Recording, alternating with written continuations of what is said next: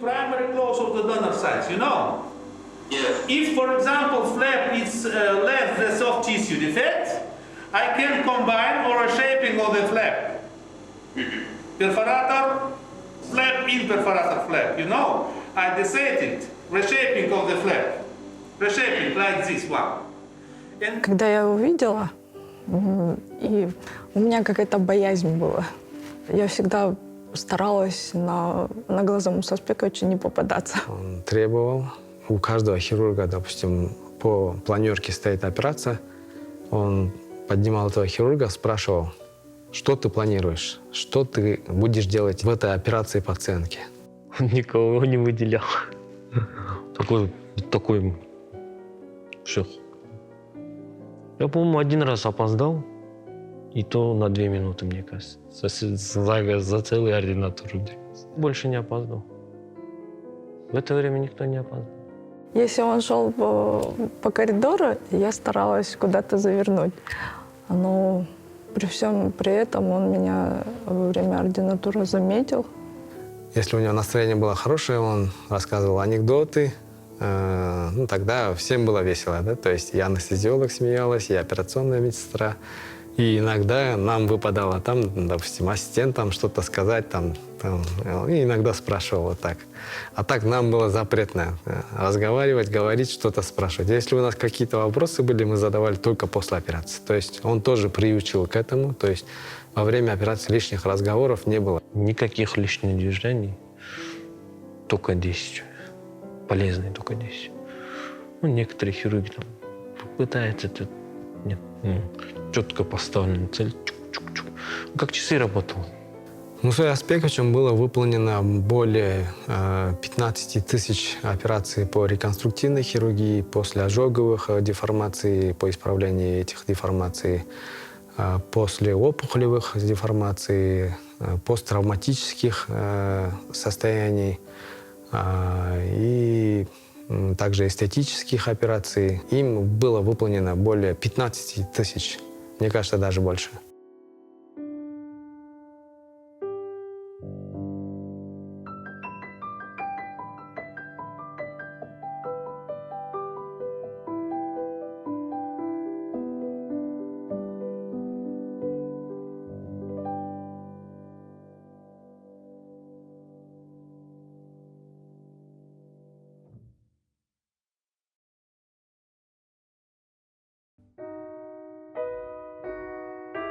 Мне уже онкологи, в общем, они отказались от меня. Вот клетки уничтожили раковые, а дальше как лечить?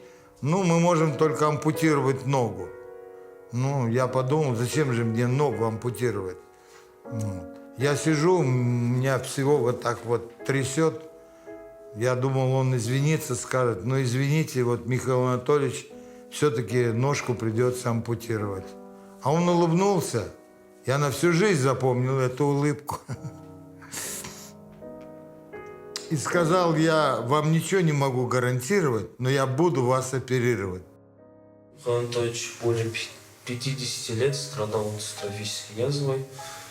В 2015 году профессор Латенев прооперировал, закрыл дефект, потерял мозг там. После операции. Для меня, знаете, это был взрыв радости. Путевка в жизнь. Он вырезал эту язву, выбросил ее куда-то. С этой же ноги взял латку, пришил на место раны. Я считаю, что это просто гениальный ученый, потому что я очень много знаю, много читаю. Но чтобы люди запросто вылечивали рак, я такого человека впервые увидел собственными глазами. Вот видите, эта нога, она полностью функционирует, и вот он, собственно, он. Если бы мне сказали лет 15-10 назад, что вот эти пересадки будут делать амбулаторно, я бы, наверное, подумал, что это сумасшедший человек. Но сейчас это реалии.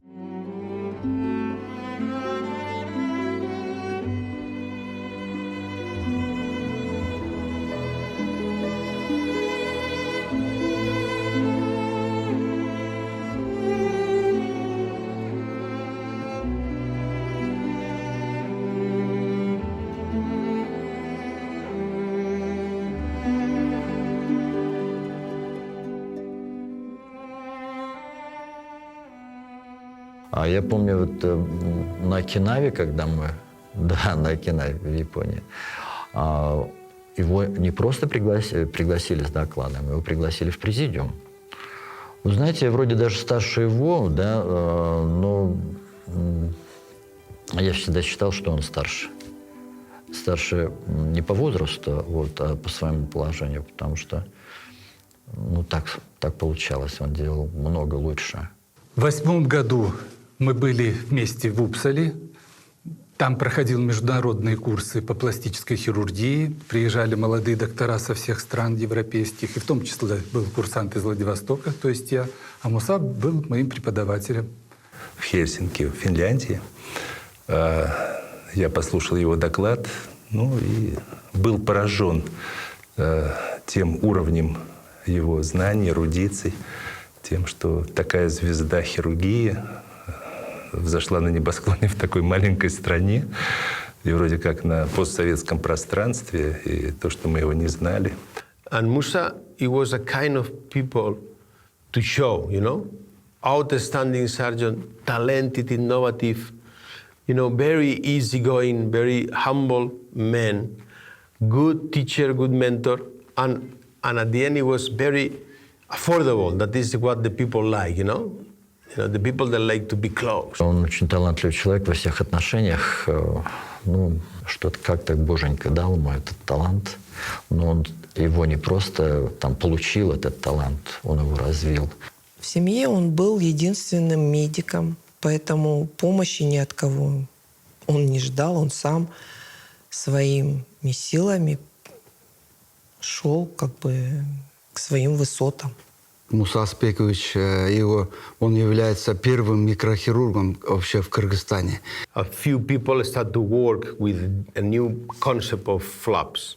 And then in the period that from beginning of 2000 is when I met your father, and I realized that he was doing a great job in a country that nobody knew, that is Kyrgyzstan, and also be very useful, because sometimes you see, okay, this guy is doing the same that I am doing in Barcelona, but in Kyrgyzstan. But no, he was doing something new, especially, you know, for this kind of defects. And this is why I believe, you know, that work must be known by the other people. And then I invite them. In fact, when I invite and they put in the faculty, some of the people, who is this guy? Why you invite him? You know, it's amazing work. And then once the people, they saw the work that he presented in Barcelona, everybody fall in love. And then is why Peter invite him to make, and also Philippe Blondel invite him to make in the second edition of the book another chapter. You know, everybody start to consider, you know, your father like one of the great names in microsurgery. В 2021 году осенью нас пригласили на Сибирский саммит папиных коллег, последователей, меня, маму, Адиса, на конференцию. Микрохирургический саммит в Сибири – это экзотическое такое мероприятие. Мы решили сделать целую секцию, посвященную Мусе Матееву, в память о нем. И Камила, когда это увидела, конечно, она заплакала. Это уже для нее было неожиданно. Вот целый день мы делали доклады по перфораторному луску. Там из разных стран были доклады. Вот, и сделали вот эту заставку, которая сейчас почти вся перекочевала вот на этот конгресс. Ну и она для себя окончательно приняла решение, что папу будем чествовать, потому что это уже все. Была такая черта, что она не будет от этой мечты отказываться, и это сделать в ближайшее время. Я говорю, я тебе буду помогать. Я знала, это 9, 10, 11 августа. Открытие у нас 9 августа. У меня готов пресс-релиз. В этом году организация, она была очень бурная. Обычно организовываешь такого рода мероприятия, широкомасштабное, представительное, ну, минимум за год. Когда мы слетали в Россию на крупный тоже международный конгресс, где мы предварительно договорились с профессорами, с его друзьями провести конгресс у нас в Кыргызстане. Помогали в этом нам друзья Мусы Аспековича с Европы, с Южной Кореи, с Японии. И основную роль сыграли, конечно, Российское общество реконструктивных и эстетических хирургов. Там большая команда работала. И мы каждый день меняли программу, что-то добавляли, что-то, может, убирали. Конгресс направлен на то, чтобы собрать специалистов разных сфер, которые работают в пластической реконструктивной хирургии на одной площадке, чтобы поделиться опытом с молодым поколением, послушать молодое поколение и почтить память папы.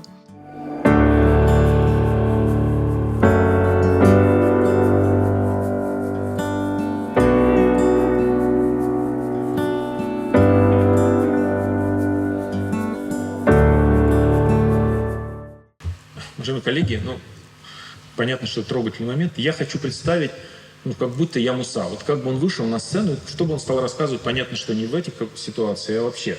Как он все время выступал, Камила сказала об этом немного. Сказал бы о своей стране. Он всегда начинал с этого. Он для меня был ученым-новатором. И, может быть, я попытаюсь остановиться вот на этом вопросе. Человека как ученом-новаторе. Многое того, что я сейчас буду говорить, я узнал после его смерти. И это тоже важно, потому что человек продолжает учить нас уже после того, как его не стало. И это, наверное, о многом говорит. Хирургическое мастерство, класс хирурга, заключается в том, что он может избежать ненужных операций. То есть все равно это прежде всего профессиональный подход и прежде всего голова. К нему пришла одна бабушка.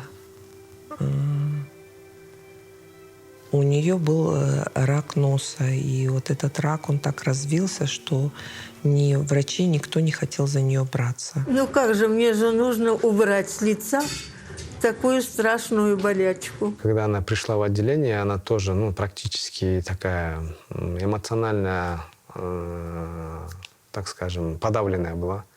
Потому что ей сказали, максимум тебе осталось жить 2-3 месяца.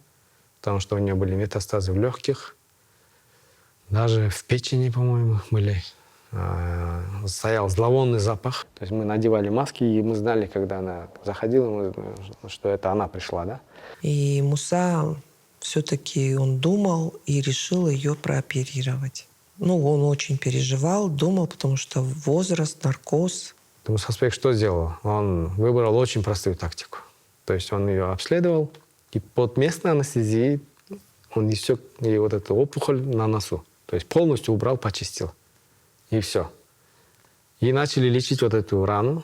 И потом из лба он на сосудистой ножке пересадил лоскут.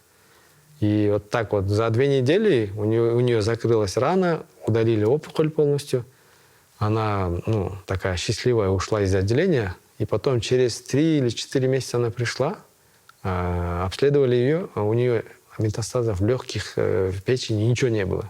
То есть она вот так вот осталась жива, да? То есть настолько вот эта операция, которую выполнил Муса Аспекович, ей эмоционально помогло, да?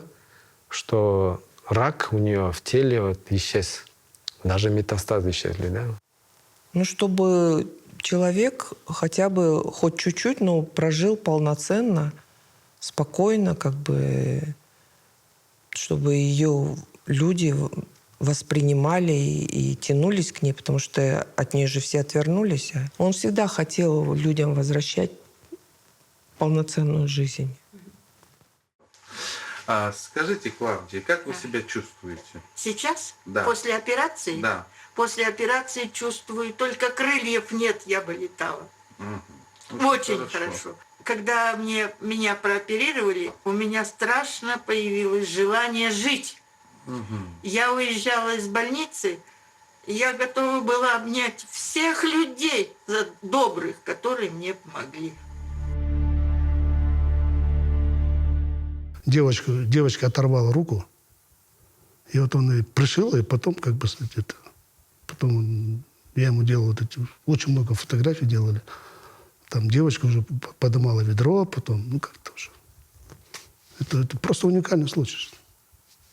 Я не знаю, в всяком случае, такого может быть, я не проинформирован, но такого случая я просто не слышал. Чтобы руку оторвал, а потом он пришил, чтобы эта рука еще потом заработала. Вы представьте, это нужно было в кости, чтобы они срослись. Потом плюс вот эти все сухожилия, все вот эти вены. Это просто уникальная вещь. Был случай, когда я сидел на работе, он ко мне прибегает, Сагын, собирай аппаратуру, поехали. Уникальный случай. Я говорю, что случилось? Говорю, Муса.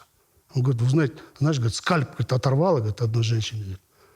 Говорит, сейчас мы будем Нам нужен сам процесс, говорит, начало и конец. В операционной, значит, сидит женщина с оторванным скальпом, голая голова, это как инопланетянка, это вообще жутко было смотреть, конечно. Это с ней случилось на работе, это производственная травма была.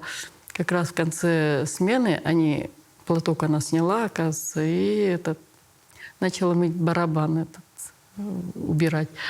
И кто-то включил вот этот транспортер, и оно... Закатала в барабан и прям волос оторвало вместе со скальпом. Скальп привезли отдельно. И даже сегмент уха было оторвано с двух сторон. Приехали туда, там операционная... Заходим, я был в шоковом состоянии. Операция сложная была. Там нужно было восстановить сосуды все, чтобы кровоток был. Вот этот сам процесс мы фотографировали, начало. А потом, когда уже прошло время, она уже, с волосами уже. У нее даже ушки все срослись. Дальше наблюдать было за ней очень интересно. Волосы стали расти, у нее шикарные волосы были. Получается, человек профессионал и творчески подошел к своему делу, потому что она стала такой же красивой женщиной, и она благодарила, волосы росли. Вот эту камеру подарили Мусе Азбековичу организация, где работала девушка, которой пришил он скальп, и который прижился успешно. И в дальнейшем Муса Азбекович с камерой не расставался. И вот на этом фоне фотографировал пациентов до и после операции. Папа всегда фотографировал своих пациентов до и после. Когда мы готовились к конгрессу, папа сам готовился, но когда я ему переводила, я видела абсолютно все фотографии, неважно, это палец, рука, нога, голова, все фиксировалось до и после фиксировалось после операции, через месяц, через 3 месяца, 6 месяцев, год. То есть бывало 5 лет. То есть он поддерживал связь со своими пациентами, потому что это в любом случае часть науки, и он постоянно старался публиковать свои результаты, делиться своим опытом в журналах отечественных и международных.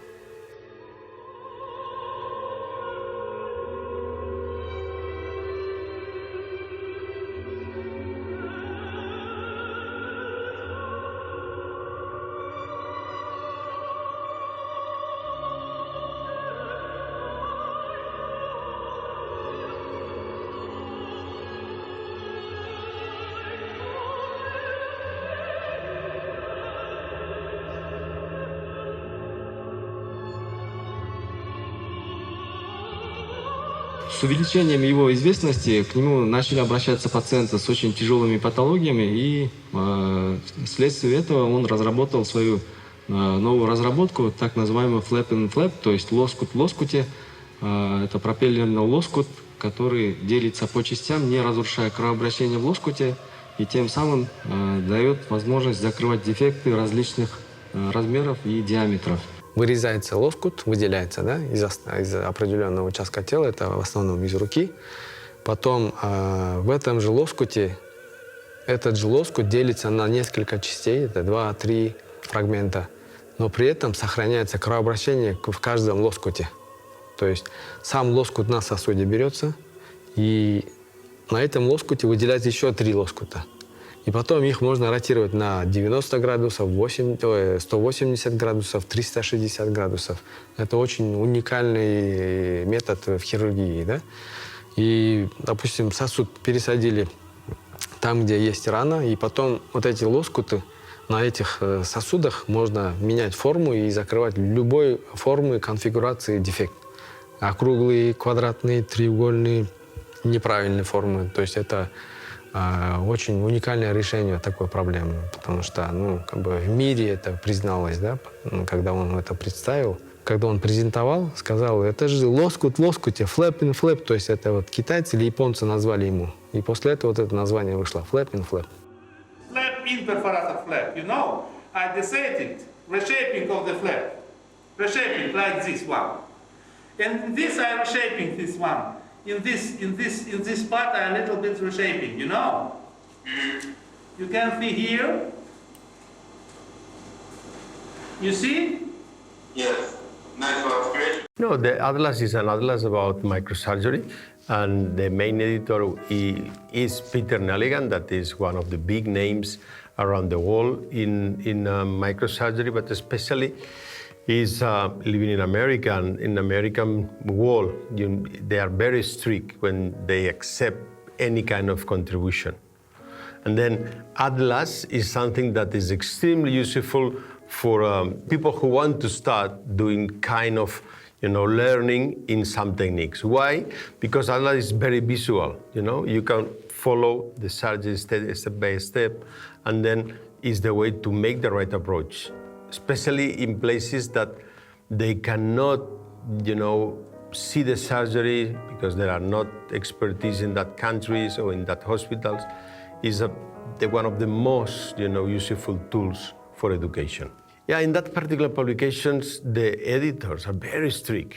You cannot join if you have not a very, very strong background. You need to have any kind of innovation. It means you need to be pioneer in something. And this is why, your father, he make a great contribution especially in one flap that it was very old, the radial forearm, but his approach was very innovative because, in fact, he managed how to take this flap in different subunits and then with a little vessels, and then from something that is sometimes difficult to cover one big area, you could cover bigger area. And that was a great contribution. Составляет около 8,5 на 7 сантиметров. То есть лучевым лоскутом, одним целым лоскутом мы не закроем, а лоскут будем делить на 2 по методу профессора Матеева. Flap in flap, лучевой лоскут в лоскуте. Основное – это любовь к людям и к своей профессии. Я очень люблю, когда есть возможность помочь. И это не громкие слова, но действительно я получаю от этого удовольствие. И второй момент – это стремление к творчеству. То есть пластическая хирургия – это не как любая специальность. Может быть, даже здесь больше возможностей подходить творчески, потому что это как художественная специальность. То есть изменять форму, все. Там очень много подходов, очень много методов, и это мне очень нравится. Вот знаете, он оперировал, когда это надо было видеть, как он оперировал. Он никогда не делал лишних движений. Никогда. Он знал, что от него требуется, что он хотел, и как этого добиться. Никогда не торопился, никогда голос никому не повышал, ни операционным сестрам, ни своим ассистентам. Спокойно мы работали. Он очень быстро оперировал, да. Четкий у него, никаких лишних движений в ранней операции. Четко работал. Каждый его разрез был продуманным. То есть он просто так вот лишний разрез не делал. Я всегда замечала во время операции, там Муса Спекович мог во время операции просто остановиться на какие-то секунды, глаза закрыть и дальше продолжить. Он работал под музыкой в операционном блоке. Такая классическая, успокаивающая, бодрящая музыка или джаз, вот так вот примерно. Он очень любил джаз и классику, да?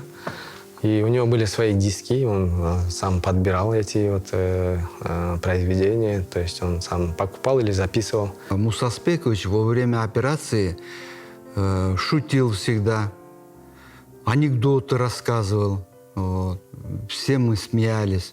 Он мог один анекдот рассказывать по несколько раз. Мы уже его говорим, Муса Спекович, мы уже знаем этот анекдот. А он говорит, да? А чего вы не смеетесь? И сам мог посмеяться. Ну, тогда всем было весело, да, то есть и анестезиолог смеялась, и операционная медсестра. И иногда нам выпадало там, допустим, ассистентам что-то сказать. Если он сказал, что операция будет длиться вот столько-то, он именно вот в это время он укладывался в это время. Он был очень творческий был. Он творчески подходил ко всему этому. А когда мы иногда вместе оперировали, значит, я никогда ни о чем не думал. Я не боялся, значит, может быть, такое осложнение, это осложнение. Я всегда был уверен, потому что он настолько такой сильный человек был. Он мог все исправить, значит. У нас много было операций совместно. Хотя я уролог, у нас были некоторые операции, которые на стыке этой пластической хирургии. А мой профессор, который из Германии, говорит, можно, говорит, здесь оперировать? Говорит, там. Мы разговаривались, надо оперировать того. Больной один есть. Оказывается, этот больной был тоже иностранец. Он когда-то была сделана вазэктомия. Он женился и захотел опять, значит, ребенка. Муса Спекович организовал очень на высоком уровне. Значит, мы зашли в операционный, больного положили. Конечно, мы сначала, профессор Мартынов чуть-чуть волновался. Значит, когда увидел прекрасный свет, очки, и говорит, ну, начинайте, говорит, оперировать. Значит. В общем, мы оперировали. Там же правая и с левой стороны оперировать. Мы оперировали, я помню, с профессором одну сторону оперировали, значит. Он смотрел, Муса Спекович. Но он действительно, он же пластический хирург, он же больше, он постоянно делает. Он посмотрел, потом говорит, а можно, говорит, я вторую сторону вам сделаю? Говорит, профессор Мартынов говорит, пожалуйста, говорит, профессор Мартынов, делайте. Значит. Он в 2 раза быстрее, еще лучше сделал, чем мы.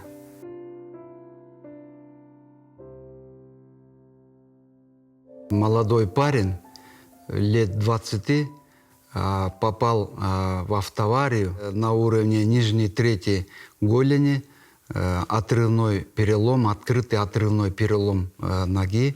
Конечность висела в кожаных лоскутах только, и он ночью мне звонит, Арстан, давай приезжай, помоги мне. Я ему соединил костные ткани, и вместе работали. Очень слаженно. И вот он следующий день меня вызывает, и он мне показывает вот эту нашу операцию. Конечность живая, обычного цвета кожи. Никаких изменений, там, нарушения сосудистого происхождения и так далее, ничего нету. И где-то 1,5 года он мне повторно показал этого парня.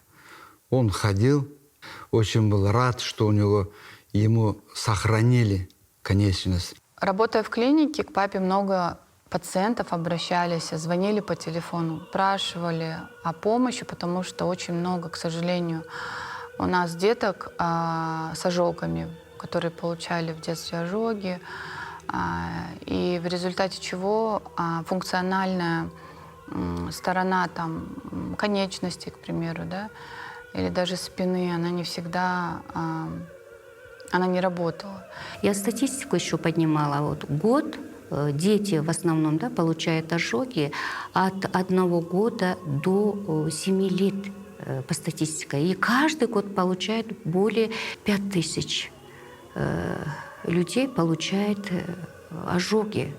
Именно вот у кого социальное положение низкое, да, вот у них, у кого нет условия, у них они больше страдают.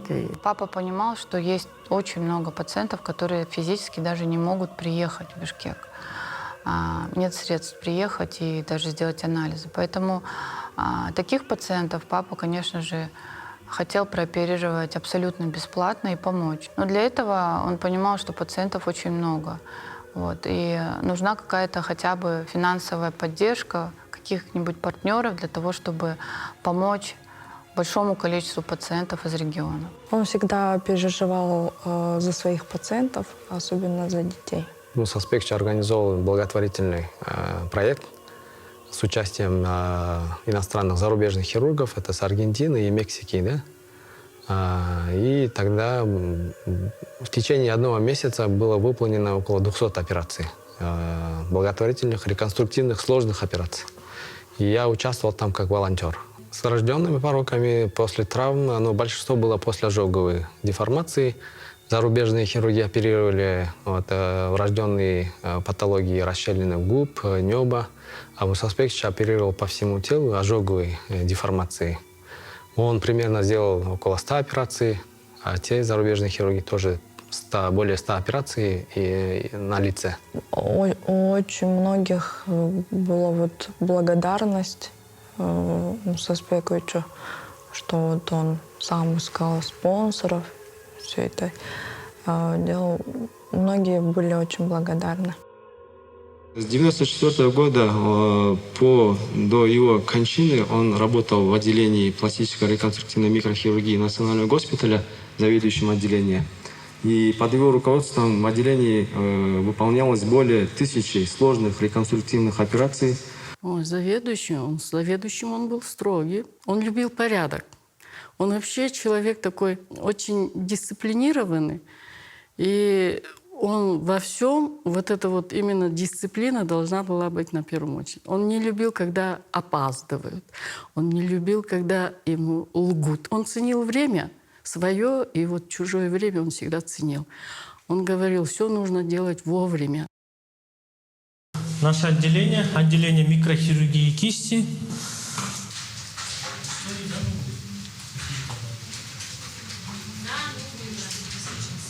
Некачественные, да, какие-то?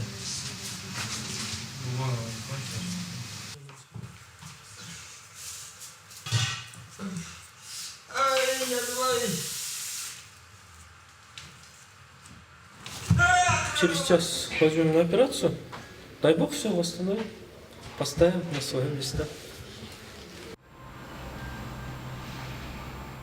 Базу, единую базу он ввел, которую нигде никто ни у кого нет. База с какого года? С 19 года. 10 лет назад, в этот же день, в эту минуту, 27.07.12 году, дежурный врач был в этом году, в этот день был Тукешев Султан Панопикович. В 6:55 он был уже в отделении. В 7 часов он переодевался и заходил в ординаторскую. Проверял дежурного хирурга, принимал отчет о прошедшем дне, ночи, о пациентах, какие операции были проведены, какие амбулаторные больные, там сколько обращений, там как все в отделении прошло, ночь как прошла. Мы 7:15 где-то собирались. Мусаспекович заходил в 7, ровно 7:30 он заходил. 5-минутка, говорят, что 5-минутка, она же не 5-минутка. Разбор сложных случаев за сутки. У нас же экстренная хирургия в национальном госпитале. За сутки кто поступает, вот, все мы докладывали. Раньше 5-минутку он здесь проводил. Вот эта обстановка, рабочая обстановка здесь была. Он воспитал также пациентов, да, то есть пациенты уже, приходя к нему, знали, во сколько он начинает прием и до скольки. Если они опаздывали, то он тоже их не принимал. В 8 начинал, в 8:30 консультации заканчивались, и в 8:30 уже пациента на этот день уже подавали на операционный стол. И примерно где-то 8:40-45 уже делал разрез, то есть первой операции. И вот так вот уже дальше там 2-3 операции, там до 2 часов примерно операции, только в операционной. Потом он выходил до 5 часов, всегда работал на компьютере, писал там статьи, презентации делал. То есть никогда не было такого, чтобы он вышел и сидел просто так, да? Он хотел создать в отделении такой уют. Спонсоров находил и делали в отделении ремонт. Потому что сама больница уже не всегда делала и не так часто, как нам хотелось бы. Вот. А вот он находил спонсоров и делали ремонт. Он первый заведующий отделение, который компьютер ставил. Все работали на компьютере, тогда было компьютера мало. Единственное отделение у нас Был компьютер сотрудников, он ставил хорошие условия, даже внутри отделения. Связи были, например, перевязочным, операционным, и ординаторский, на посту все телефон поставил. Он номера даже давали. Мы не ходили, не бегали, просто телефон набрали и общались. Musa, I think it's very good, Musa, that it's possible to see movement. I think. Can we see the patient again? Yes, of course. Of course. Какие цели, стоящих перед вами на данный момент, вас наиболее всего вдохновляют? Создание международного центра и объединение пластических хирургов, создание, вот как наподобие у вас, медиацентра, где мы можем и интраоперационно, и послеоперационно, и дооперационно проводить консультации. Это экстремально важно. То есть мы знаем, что очень много людей едут, допустим, там, в ту же Германию, в те же Соединенные Штаты для того, чтобы получить консультацию, все. В принципе, с современными технологиями вот этот вот весь перелет, все, можно сделать с помощью той же телемедицины, и между нами будет компьютер. И мы можем спокойно общаться, и мы можем... Это возможно. Да? Это возможно. И вот это моя очень серьезная такая вот мечта. Почему бы нет? Первый, наверное, все это вводил. Мы онлайн-режиме с японцами часто проводили, с россиянами. Это непонятно, они там вопросы задавали, что он делает, как он делает. И он объяснял, сам делал, и во время операции он все рассказывал. Граница рубцовой ткани, вот она. Здесь уже практически ничего нету. Вот мы идем по лучевой артерии. Как мозгу? А мы еще не перевязывали. Еще раз привет.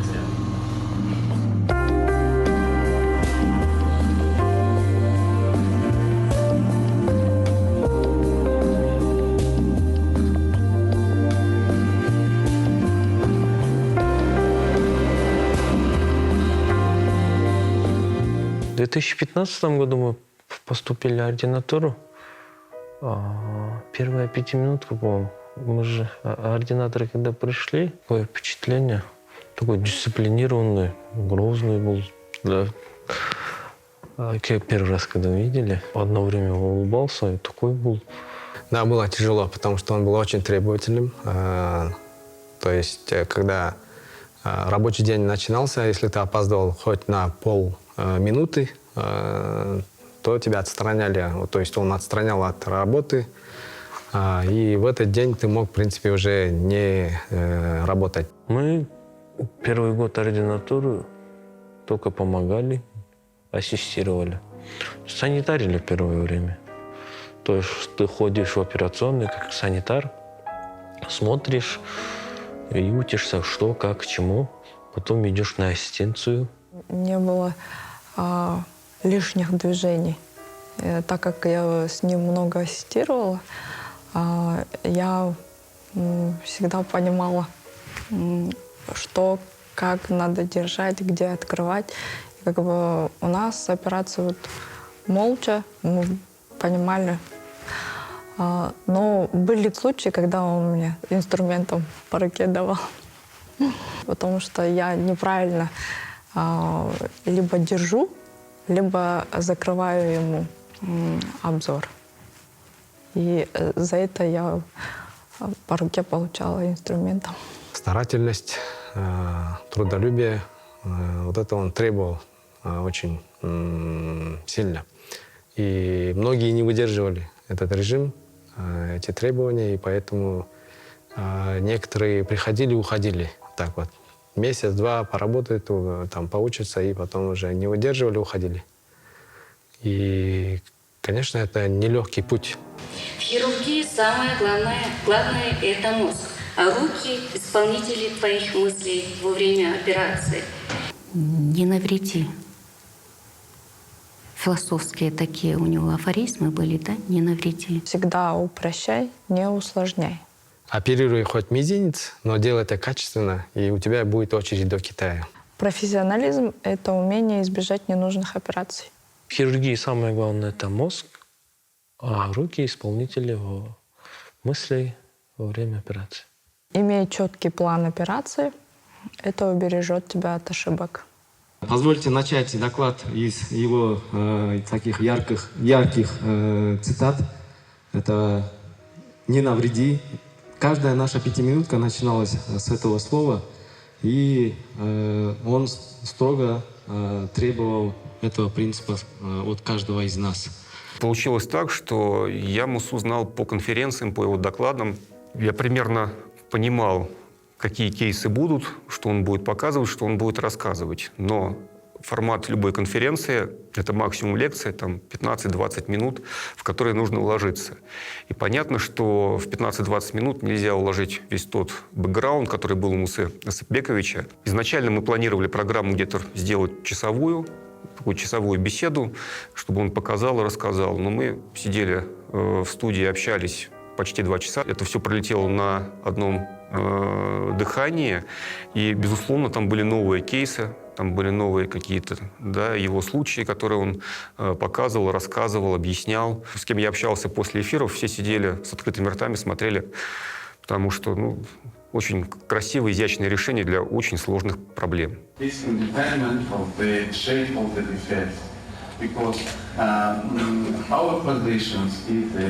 Classic transpositions of geometrical local flags in combinations with modern free flags. Муса Асапбекович выходил на сцену на любой конференции делиться своим опытом в первую очередь.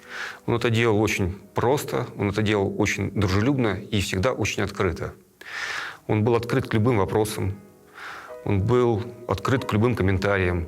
Он так спокойно, таким доброжелательным голосом все это подает. Его вот это, знаете, магическое, вот это вот донесение материала, когда изливается не только информация, но и доброе отношение к слушателям. Это особенность.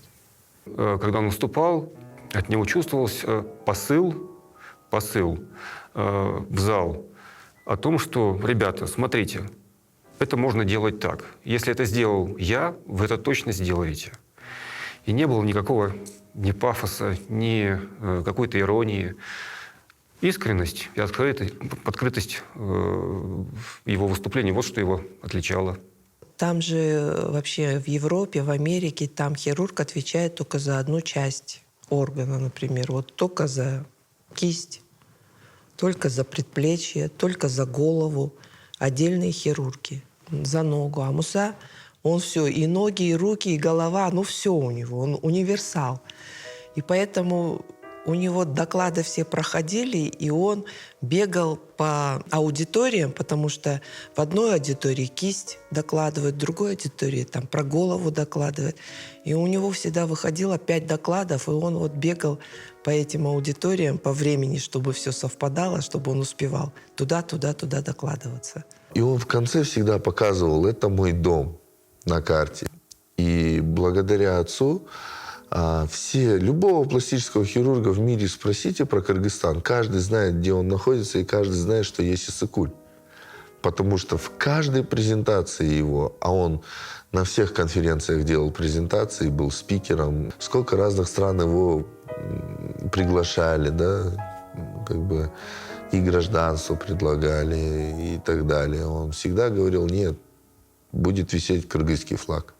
Во всем мире, когда вот он меня брал на некоторые международные конференции, я видел, как к нему относятся все.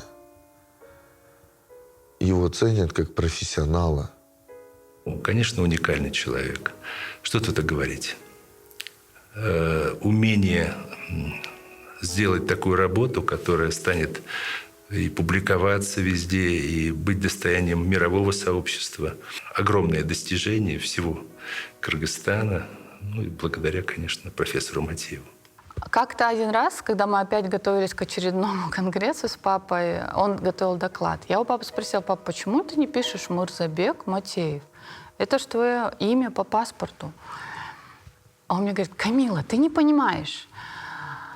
Смотри, говорит, на конгрессе собираются там, 50 стран мира с разных регионов. Вот. Очень важно, чтобы твое имя и фамилия, оно было, называлось просто. Потому что если я скажу Мурзабек, не каждый может это понять, произнести. И здесь очень важно, чтобы тебя запомнили. В то время, это сейчас много информации, а в те времена нужно было где-то найти литературу иностранную, и, как правило, ее не было. И вот когда мы были на учебе, там же у хирургов иностранных, у них доступ к литературе, не такой, как не сравнить с нашим. У них были мануалы, были современные руководства, были современные статьи, и они разрешали пользоваться принтером. И мы очень много статей распечатывали, чтобы потом дома прочитать в спокойной обстановке и применить. И вот Мусан напечатал громадное количество этих вот листов, которые очень тяжелые. И когда он пошел на регистрацию, сказали, что ваш багаж превышает, и поэтому вот нужно или вот какие-то деньги искать сумасшедшие, либо вот это все оставлять в Вене. И Муса открыл чемодан, вытащил вот эти вот мануалы бумажные, пошел, взял мешок для мусора, положил в эти книги в мешок для мусора, завалил этот мешок на плечо и говорит, это ручная кладь. Его пропустили. Наши методики использовали, в частности, лучевого лоскута, знаете, похвастаться в авторской разработке, да. Они не имеют аналогов в мире, и много проблем с этой методикой мы решаем намного проще, намного надежнее и намного быстрее, и самое главное, лучше для больного. Вот недавно мы выполняли операцию, довольно сложная операция, там нужно было скроить, скажем, одну руку из другой руки. Если взять западные стандарты, большинство стандартов, то нужно давать общий наркоз, нужно брать из живота или из других участков тела. Это длительная операция с кровопотерей и потом постреанимационные, так сказать, мероприятия и так далее. Этому больному мы сделали за 2 часа всю операцию под местной анестезией. И мы с ним разговаривали, как дела. И первое, после того, как он пришел в палату, когда я спросил, как тебя чувствуешь, он говорит, хорошо, доктор, а можно покушать? После папиного ухода мы проводили 40 дней. Папин друг, коллега, я помню, вышел и рассказал одну историю про папу. О ней я только узнала с его слов. Когда они учились в Москве, в одну ночь папу с общежития вызывает врач, доктор Датиашвили. Поступил ребенок с Литвы, у которой 2 ноги были отрублены косой. Вот каким-то чудом так получилось, что ее срочно привезли в Москву. 51-ю больницу, я помню, это было. Но операция, кажется, была в Филатовской больнице. Вот, и там участвовал Датиашвили. Алмаз Агандыкович сказал, что 2-ю ногу дооперировал уже папа, потому что время тоже играло большую роль. Но об этом я не знала. Папа никогда об этом не говорил. И когда я помню, что я спросила у Алмаза Агандыковича, почему вы ему, почему мы не знали, почему он говорил? Он говорит, я сам не знаю, я ему всегда говорил, выступала вот эта пациентка, она была в «Пусть говорят» программе, и много раз рассказывали про этот случай. А папа говорил, а зачем?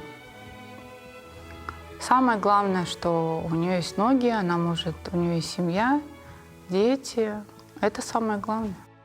На какой-то лекции, по-моему, это была оперативная хирургия, топанатомия, кажется, Зайсановой. Она сделала паузу и что-то там отвлеклась, и ничего не говорила. А мы сидели, и я так посмотрел, Муса что-то пишет, закрылся, так, пишет. Я говорю, что ты там пишешь? Там никто же ничего не диктует, там обычно на лекциях сидят, пишут, а он сидит, пишет. Я так заглянул, там какая-то теория, подожди, тут размышлизм, развивал свои теории, патогенеза, развитие заболеваний, всех прочих вещей. Его руководитель Червинский, он ему предложил, сказал, хочешь, я хочу открыть отделение микрохирургии в Национальном госпитале, хочешь поехать учиться? Он, конечно, сделал вид, что сказал, надо подумать. Сразу не сказал. Потом пришел, мне сказал. Я говорю, ну, конечно, надо ехать. Ты что, это же новое. Это же как бы новое открытие и у нас микрохирургия. Он говорит, ну, я знаю, что надо ехать, но надо сказать, что посоветоваться с семьей. Когда он же приехал ко мне, я жил тогда вместе вот с Алмасом Дыковичем в одной комнате в общежитии, в ординатуре. И у нас были такие жаркие дебаты всегда. Ну, в основном между Алмасом Дыковичем и этот. Я пытался их разнимать. Какой-то компромисс, потому что они очень сильно спорили по поводу того или иного, там, отстаивали твою точку зрения там, на эти научные, околонаучные темы. Там. Ну, в общем, дух исследователя проявился.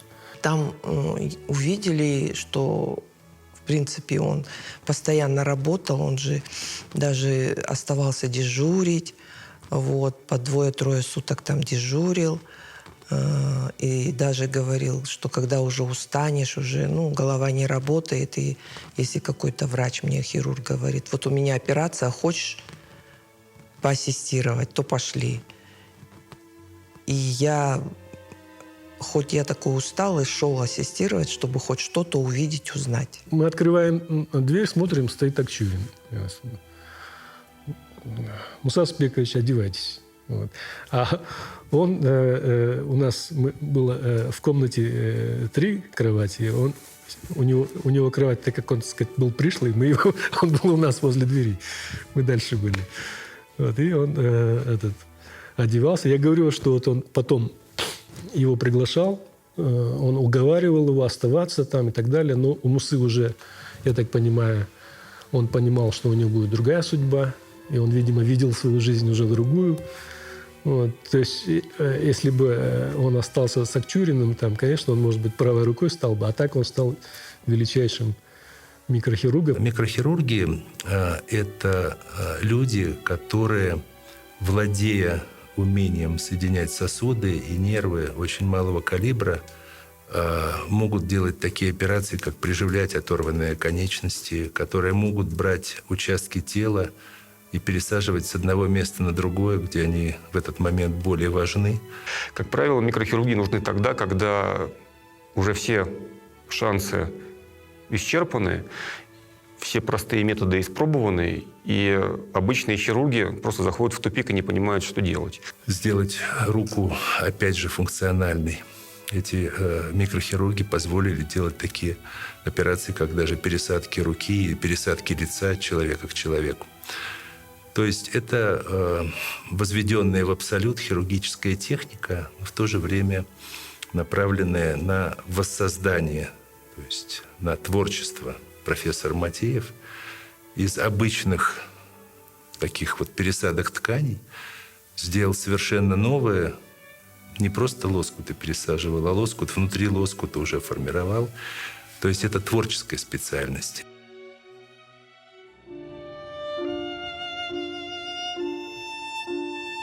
Мы восстанавливаем носы утерянные и прочее не для того, чтобы эти органы имели место у них, а для того, чтобы восстановить их душу. Мне, честно говоря, добавить сюда очень сложно.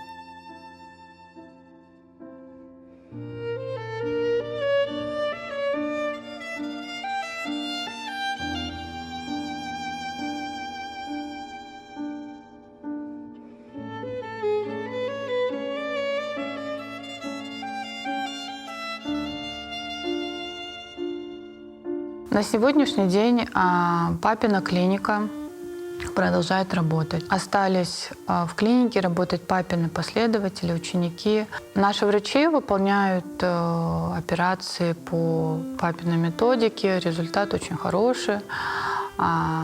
Клиника в целом продолжает также оставаться, наверное, с философией папы. Это спасение души пациентов, помощи каждому.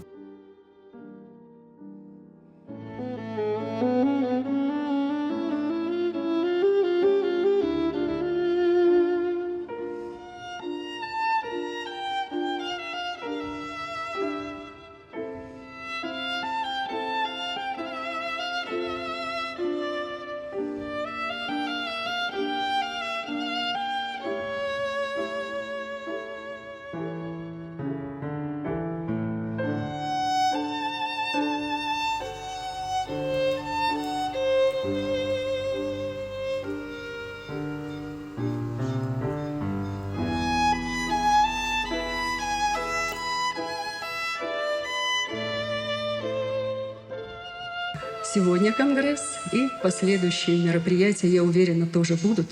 Мы будем всячески поддерживать, потому что все идет от любви, от доброты душевной, от честности, от преданности своему делу. В нормальном обществе это всегда вызывает уважение и объединяет. Спасибо вам большое.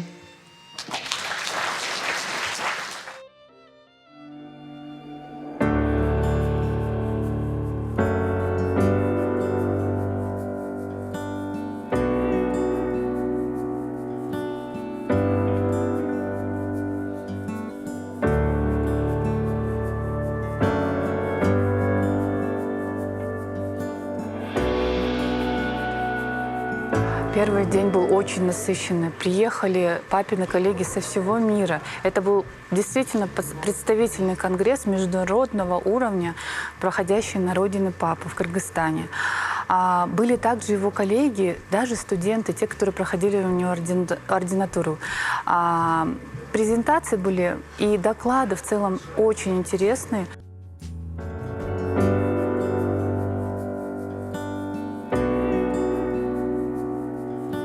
На каждой секции у нас очень уникальные случаи рассматриваем, и идут такие живые дискуссии, вопросы, споры.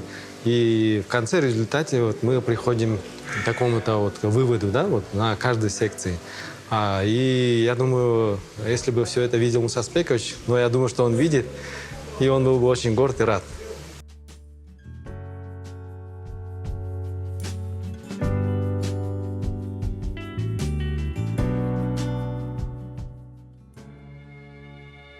Как-то за 2 недели до моей свадьбы мы с папой ехали в машине домой.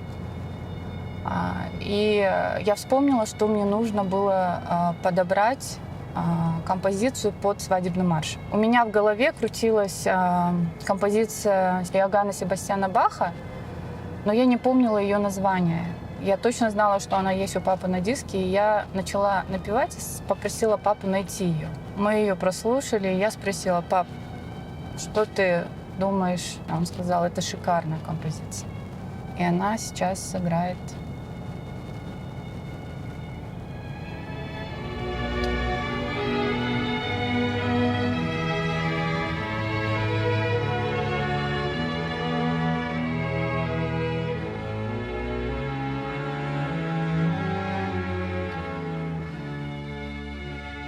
Когда моя сестра родила сына, он был такой счастливый.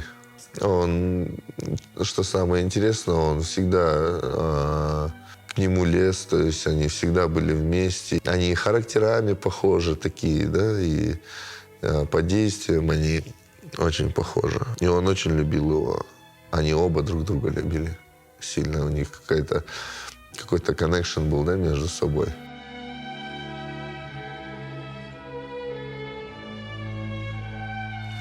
Мама говорила, что папа, как ты сказал, если бы я не был врачом, возможно, я был бы поваром. Ему очень нравилось готовить. Это был своего рода процесс. И один день мы провели с папой.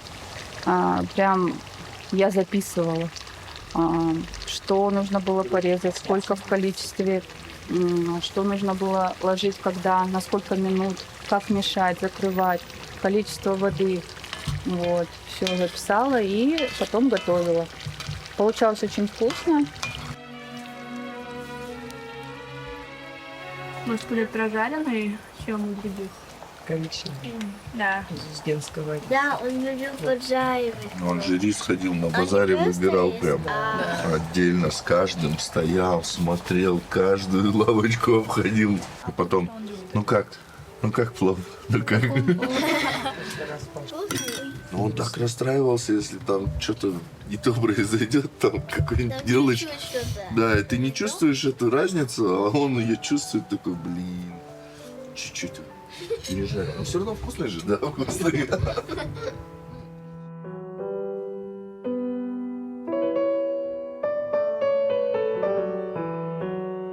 А вот и Арташкин плов. Давайте, пока горячий. Плов выглядит прям как у папы. По запаху и виду. Надо теперь На попробовать на вкус. Вы что скажете? Очень вкусно. Очень похоже. Один в один. В общем, все любили его плов. С удовольствием кушали и с удовольствием приезжали. В общем, в последнее время я вообще удивлялась. Вот он, поехали на дачу, все. Там гости нас зовут, он не хочет в гости ходить, никуда не хочет ходить, на дачу, все, поехали. И всегда он бежал сюда. Или ночью там откуда-нибудь уже едешь с друзьями, едешь, все уже знают, что родители уехали, да, надо полить траву. Поехали, вместе поливали траву. Деревья по правилам поливать, там, по 2 ведра. Ну, в общем, очень следил за садом он. С землей общаешься. Ну, не то, что общаешься, но в плане взаимодействия, да, какое-то. Единственное, я еще до конца не понял этого кайфа. Следить за садом. То есть, ну, я думаю, что я приду к этому. Но пока еще не пришел. Знаете, да, когда дом построишь только, первые там 2-3 года он же оседает, и кирпичи начинают трескаться. Вот. И когда... А тут такая полная тишина, и ты ложишься и слышишь, как будто хрустит он, дом весь. Кто-то ходит словно. Вот. Но уже прошло много лет, ну, то есть больше 3 лет, как дом стоит. То есть он уже не так хрустит, уже осел.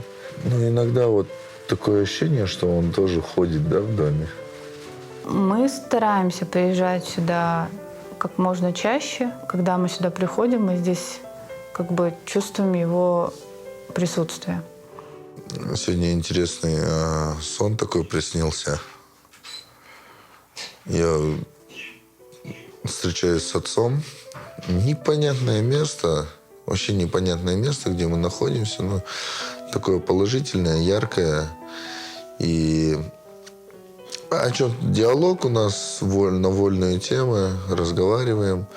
И я говорю, блин, пап, надо домой, говорю, ехать, раньше спать ложиться, а то я опять разбитый буду, говорю. Съемки же будут у нас на даче, как бы в честь тебя, как бы про тебя.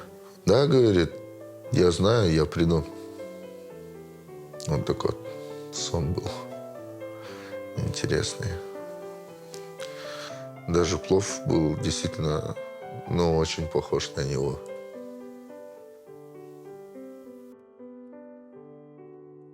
Я помню себя в детстве, папа всегда фотографировал меня. Он фотографировал меня, маму, горы, пейзажи, леса, если мы куда-то выезжали. Далее, когда появились уже камеры, он старался заснять моменты. Очень много есть видео, где папа снимает. То есть очень мало видео, к сожалению, с папой, потому что все практически фотографии наши семейные, все наши видеосъемки делал папа.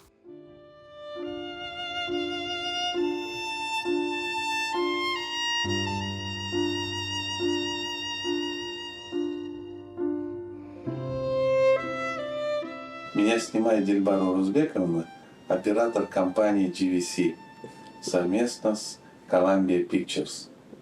Вашингтон. Сколько времени? Время 8:12. Пока. Выключай. Я действительно хотел бы быть режиссером.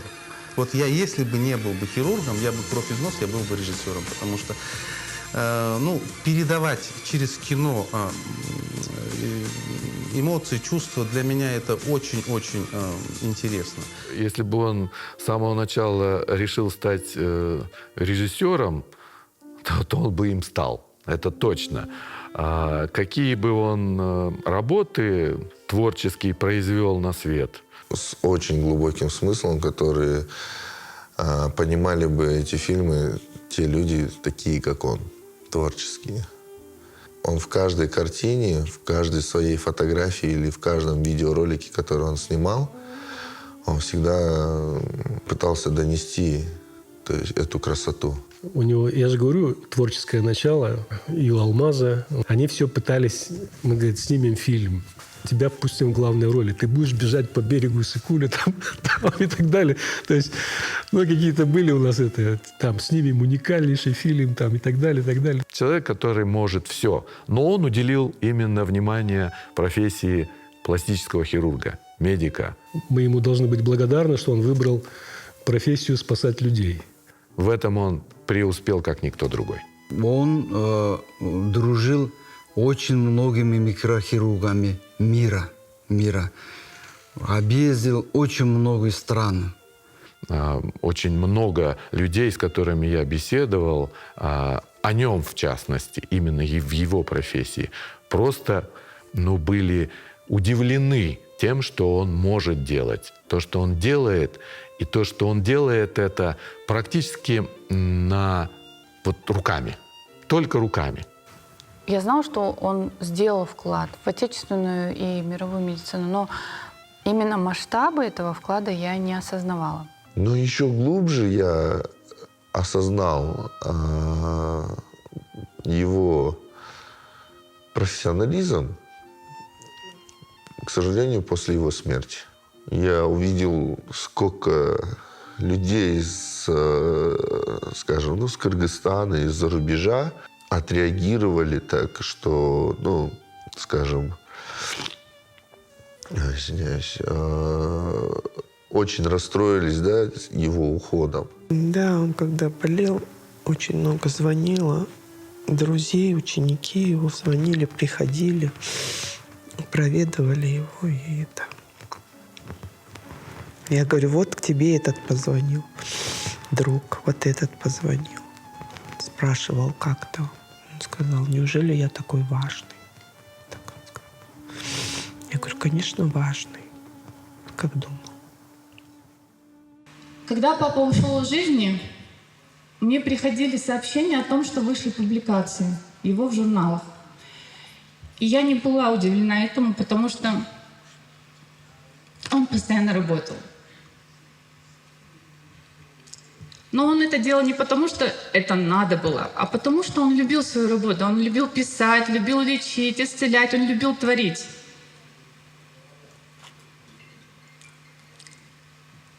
Вчера было ровно 2 года, как папа ушел из жизни. Сегодня мы собрались почтить его память. И я уверена, он был бы счастлив видеть всех вас здесь, потому что он всех приглашал посетить Кыргызстан.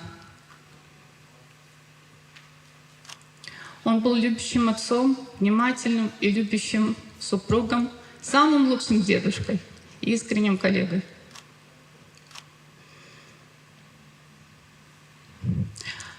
Папа, этот конгресс посвящен твоей памяти. Благодарю. Последние 2-3 года он очень сильно стал глубоко мыслить, и мы с ним сидим в бане, и говорит, я бы, говорит, каждый день с внуками бы время проводил. И я, говорит, так благодарен Всевышнему за то, что он дал такую жену, вашу маму, говорит, таких детей, говорит, и я бы, говорит, каждый день бы лучше время с внуками проводил бы, потому что я, говорит, прожил уже столько времени, такую жизнь интересную, и я бы мог был хотя бы частично, но передать им свой опыт. Буквально за месяц и 3 дня до его смерти, это был период пандемии, мы все находились дома. Я всегда папу поздравляла в День медика, но именно в этот раз так получилось, что я ему отправила сообщение.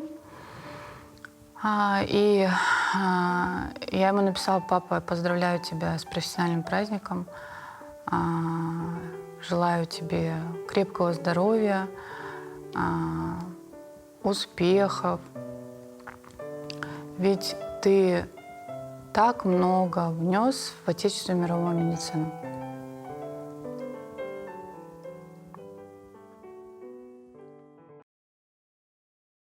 Мне она реально понравилась. Действительно, реально понравилось. Изменение форм, изменение. Но больше мне нравятся, конечно, классические каноны пластической хирургии. Потому что она мне понравилась. То есть любовь с первого взгляда, можно сказать. Да. Почему выбрал? Мне нравится помогать людям. Мне нравится подходить творчески к этому.